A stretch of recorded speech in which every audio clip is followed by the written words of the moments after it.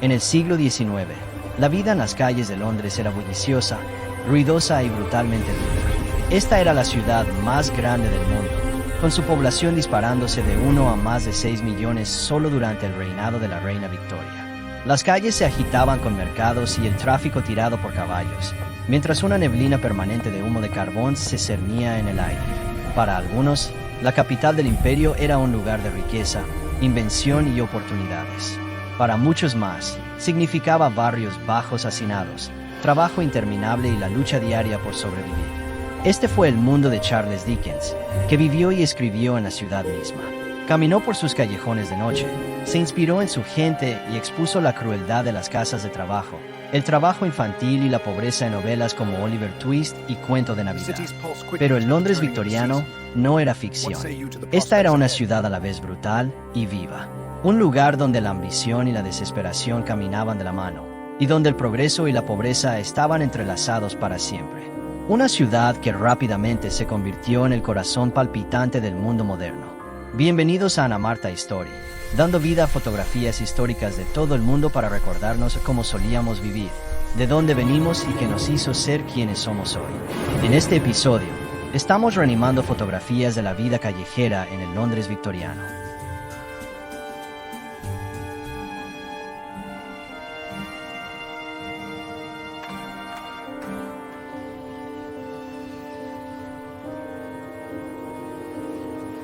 Imaginemos Londres a finales del siglo XIX, el corazón de un imperio global, una metrópolis que latía con energía, grandeza y una cruda contradicción. Palacios majestuosos y edificios imponentes hablaban de la riqueza colonial de Gran Bretaña. Sin embargo, escondida en medio del esplendor, estaba una dura lucha por la supervivencia en sus calles. Durante el siglo XIX, Londres creció rápidamente en medio de una enorme transformación, convirtiéndose en la ciudad más grande del mundo. La población se disparó de poco más de 1 millón en 1801 a 5.5 millones en 1891. Y en solo 6 años más, la población del Gran Londres en 1897 había alcanzado la asombrosa cifra de 6.3 millones. Es difícil de imaginar, pero para la década de 1860, la población de Londres ya era 1/4 más grande que Beijing, 2/3 más grande que París y 5 veces más grande que la ciudad de Nueva York. Esta masa de gente necesitaba ser alimentada, vestida y alojada, impulsando una vida callejera sin igual.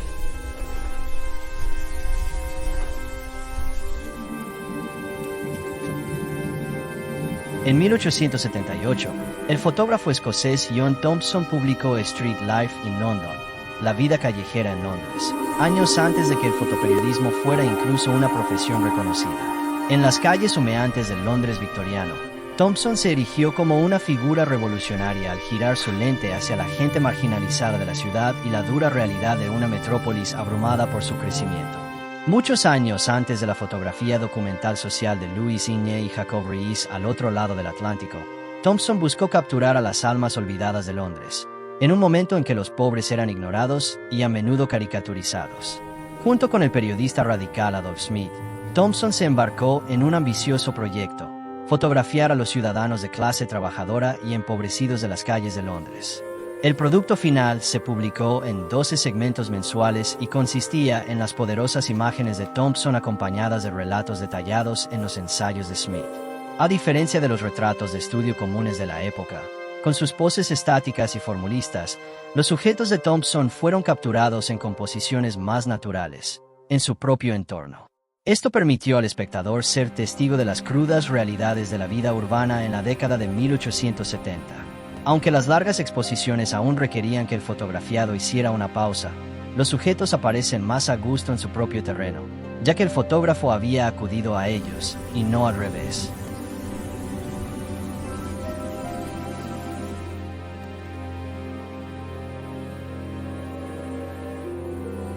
A pesar del notable y sustancial crecimiento de la ciudad durante la época victoriana, la pobreza era rampante. Familias enteras se apiñaban en alojamientos húmedos de una sola habitación, mientras los niños mendigaban en las calles. Las causas eran muchas: una población en auge, olas de migrantes y un trabajo de fábrica mal pagado que apenas lograba evitar el hambre. El progreso industrial enriqueció la ciudad, pero para los trabajadores pobres, significaba largas horas, trabajos peligrosos y poca recompensa. Mientras Londres se hacía más grandiosa, sus residentes más pobres se hundían más profundamente en la lucha, creando una ciudad dividida por la riqueza y la desesperación. Una situación ejemplificada por esta imagen de una joven con un cochecito de bebé improvisado hecho con trozos de madera reutilizados y una caja. Esta caja fue utilizada para transportar cubos de azúcar de la marca Tate & Lyle, producida en colonias del Caribe y Sudamérica, que históricamente dependían del trabajo esclavo. Un crudo recordatorio de cómo la riqueza del imperio y la desesperación de la calle estaban conectadas.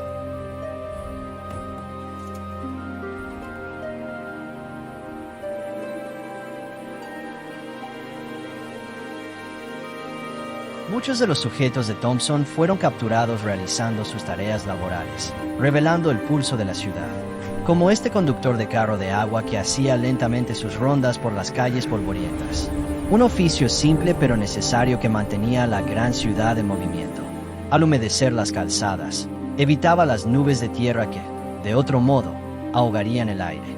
En una estrecha calle de Londres, un niño italiano toca música de un arpa mientras los vecinos se reúnen. Músicos inmigrantes como estos traían sonido y color a los patios lúgubres, ganando monedas de los transeúntes. Para algunos era un ruido molesto, pero para muchos niños era la primera música que escuchaban. Mientras la música a veces se deslizaba por los callejones, otras calles resonaban con las llamadas de los comerciantes. Aquí, una costermonger está junto a su carro tirado por caballos vendiendo frutas y verduras. Estos vendedores eran una vista diaria, llevando productos a domicilio. Sus gritos eran una parte tan importante del paisaje sonoro de la ciudad como las campanas de las iglesias o las ruedas de los carruajes. Con poco capital, los hombres y mujeres convertían carretillas, carros y portales en puestos improvisados. Vendían cualquier cosa para salir adelante. Para muchas familias, especialmente mujeres con niños, este tipo de pequeño comercio no era una opción, sino una necesidad.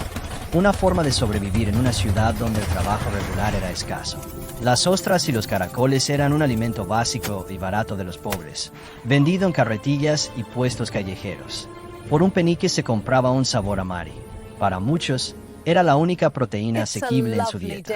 Pero los vendedores callejeros no solo vendían a los pobres.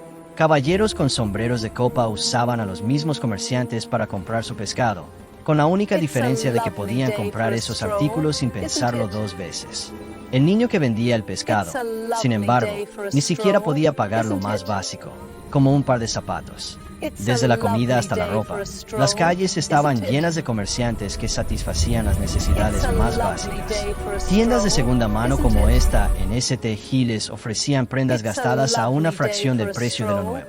Para muchas familias, estas eran las únicas ropas que podían pagar. Cada delantal, cada abrigo, cada vestido de niño ya había vivido otra vida, remendado y vendido de nuevo. Lo mismo se aplicaba a los muebles. En los distritos más pobres de Londres, el comercio de muebles y ropa usados prosperaba. Esta fotografía fue tomada justo después de que el río Támesis se desbordara, inundando las calles circundantes. Para las familias que vivían aquí, las inundaciones eran más que un inconveniente. Arruinaban pertenencias, destruían hogares frágiles y traían la constante amenaza de enfermedades. Aún así, la vida continuaba. It's a lovely day for a stroll, isn't it?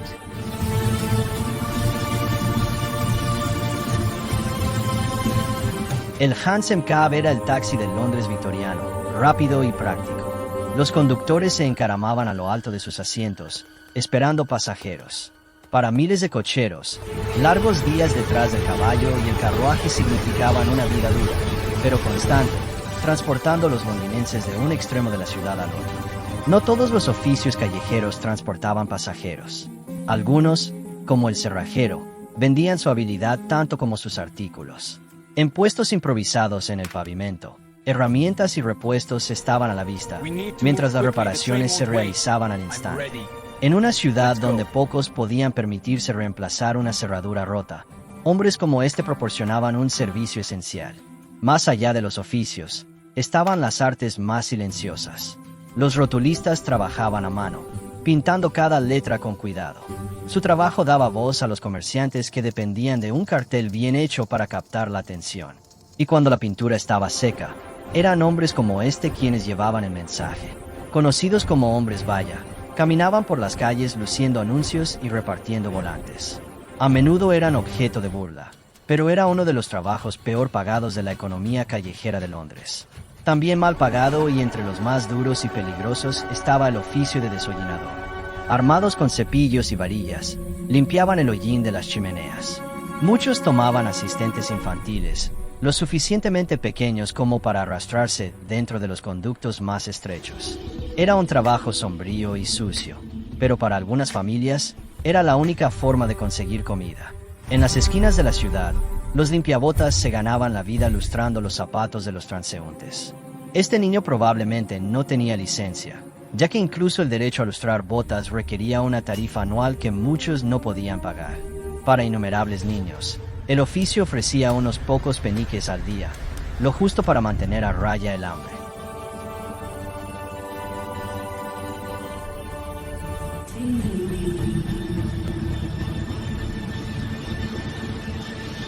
Las vendedoras de flores eran un sitio familiar.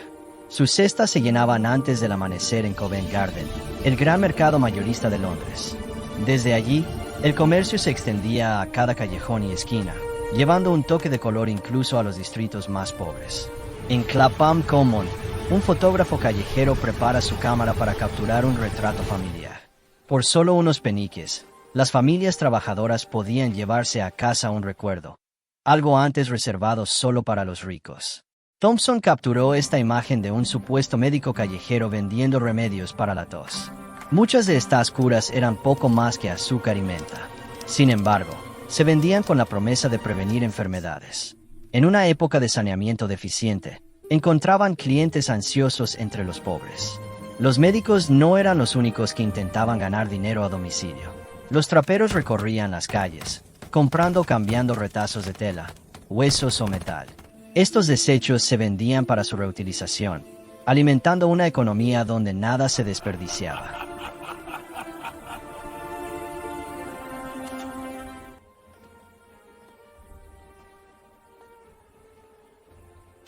Mientras que algunos hombres como estos carteleros pegaban publicidad, incluso para el famoso Museo de Cera de Madame Tussauds, otros recién salidos de prisión, los llamados hombres con billete de permiso, a menudo encontraban pocos caminos de regreso a la sociedad. Un trabajo como recolector de ceniza o dustman era una de las pocas formas de empleo estable disponible para los exconvictos.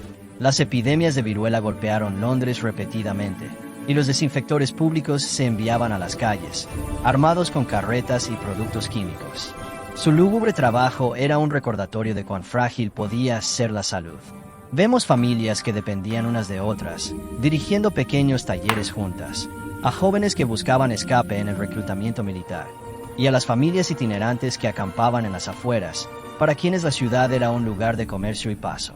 Gracias a la tecnología moderna, ahora tenemos la capacidad de colorear y reanimar una historia que solo hemos visto en blanco y negro. Al traer el pasado al presente de esta manera, podemos vislumbrar una época que nos precedió. Fotógrafos como John Thompson fueron pioneros, documentando un Londres que ya no existe de la forma en que lo hizo. Pero, ¿qué podemos aprender? Más allá de la curiosidad, tal vez el aspecto más importante que podemos llevarnos es la gratitud. Gratitud por los tiempos en que vivimos y gratitud por aquellas personas que sufrieron antes de que naciéramos. Pues sin las lecciones del pasado, aún estaríamos viviendo en tugurios y enviando a nuestros hijos a limpiar chimeneas y minas. Acabamos de experimentar la verdadera vida callejera en el Londres victoriano, otra parte de nuestra historia que nunca debemos olvidar.